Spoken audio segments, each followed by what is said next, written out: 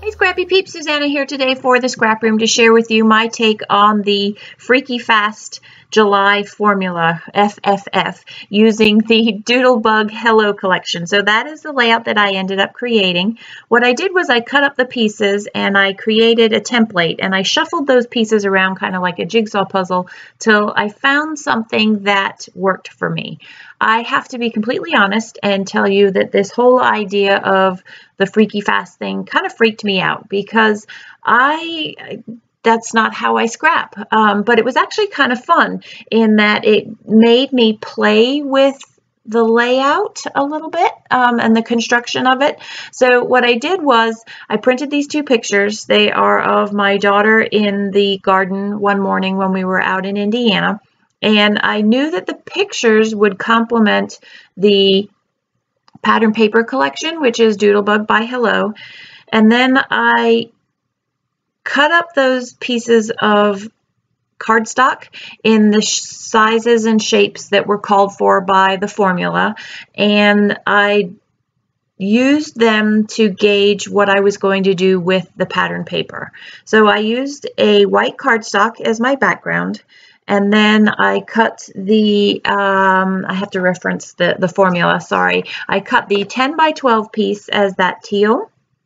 And then the 2 by 12 piece is that floral background. And then there's various different pieces of pattern paper that are going to end up kind of being the mat behind the photo there. There is a 1/2 inch by 12 inch piece that is called for, and I decided to make that the header up near the top of the layout there. And so what I'm going to end up doing here is I'm going to keep that 1/2 by 12, and it just so happens that that strip on the piece of pattern paper from the double shot kit was perfect for that, but I am going to cut off the bottom 12 inches of that teal so that I can use that for something else. These kits only come with 3 pieces of pattern paper, which is fantastic for a flavor of the kit, but if you want to do more with it, you want to conserve as much as you can, so I'm going to cut off those bottom 2 inches instead of overlapping the other pattern paper there. So the other part of the formula is a 3-inch circle, and I was going to cut one of the pattern papers to form the 3-inch circle, but I really liked the doily instead. It added a splash more white and it tied the background into the layout by using the doily, so I went with the doily instead. And I have a nice collection of embellishments that come with this double shot kit. There are a couple of die cuts. There's that tag with the camera that just happens to be the one that came in my kit. It's called a jello clip, and then there are some of the glitter sprinkles, which are basically enamel dots there. So I'm just going to try and find some of the embellishments that coordinate with the theme of this layout, which ultimately is going to be flowers and the butterfly because we're in the garden. And I want a couple more flowers, so it's easy to fussy cut those to just add a few smaller flowers that then tie the paper in that's at the bottom into the rest of the layout as you put a sprinkling of those flowers throughout the layout there. So I'll speed this up because you don't have to suffer through me fussy cutting. Just remember when you're fussy cutting to move the paper and you will get a much cleaner, sharper cut. Also, you do want to make sure that you use fine tip scissors as well as have sharp scissors when you are fussy cutting. So those are going to be the bulk of the embellishments that are on the layout. I am then going to use a few of those enamel dots to put as the center of the flowers, and I also would like to have a little butterfly trail, so later in the video you'll see how I do that. So I've committed to the placement of all of these things. I really try not to stick things down until I have committed to the placement of them, because pulling them up can be not so favorable with the ATG gun that I use for adhesive. I do have this roller that I was given at the latest CHA from 3L. It's Scrapbook Adhesives by 3L, but it doesn't always run consistently for me. You can see how the paper ran out, and that gets really frustrating. So it's really not my go-to adhesive. But I think I had run out of adhesive in my ATG, and because I was filming, I didn't want to stop. So I grabbed another backup adhesive, which is my Teresa Collins dot roller. And I do really like that, but it also, I feel like I can't get an even application of adhesive on that either. So that's why I end up sticking with my ATG really. So I used those pieces of paper from the formula to basically mat the photo and have them go horizontally, which interestingly enough, when I started laying out the pieces, the puzzle pieces to figure out how I was going to go, I actually had the photos stacked one on top of the other. And you'll see in most of the creations that I created with the formula, most of them do have the photos stacked, but I really liked it horizontal.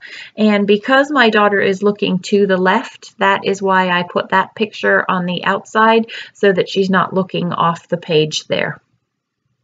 I am going to use a little bit of string thread behind each of those flowers. So I believe I have the navy thread behind one of them, and then I have a pink thread behind the other. It's really hard to see in the application on the video here, but you'll see that better in the close-ups. And there's also some thread behind that one as well. And the way that I put the thread balls down is I actually like to put adhesive on the die cut or whatever it is, put the thread, then kind of tease it out, and then put some extra adhesive, which also kind of adds to the teasing out process, and then stick that down on the page there. I have popped a few of these elements up. The butterfly definitely has some popping, because by popping that up, that enables me to put the twinery thread behind it. That does not come in the kit. That is from my stash, and that allows me to then create a butterfly trail. And I kind of struggled with how that trail was going to go. Originally, because I have the pictures moving across the page, I wanted the butterfly trail to move across the page as well, but it actually looks better when it moves down the page, because that allows me to sort of tie that top left embellishment cluster down to the other side of the page there. So typically I like to have 3 embellishment clusters. I like that trio. It creates that visual triangle. However, because of the horizontal width of my pictures and then the horizontal placement of all of these pieces of pattern paper, I actually really only have 2 clusters, that top left with the envelope and the butterfly, and then that bottom right that is above the pictures there. And I feel like the visual triangle is closed with the length of those horizontal pictures there. So I'm using my Scotch adhesive because that's what I used to put the butterfly trail down.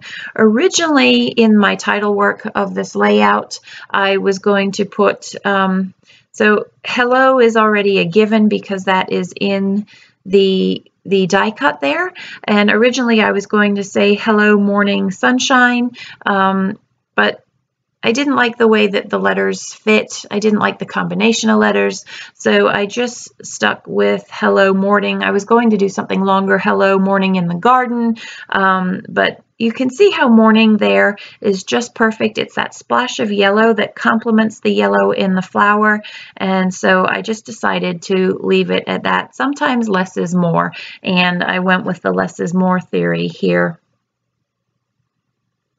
So that is my Freaky Fast Friday layout. I hope you have enjoyed seeing how that process came together for me. We would love to have you join in the challenge over in the Scrap Room over on Facebook. There's also a blog, and you can post things on the linky there. Thanks for stopping in today. I hope you're doing well. Take care.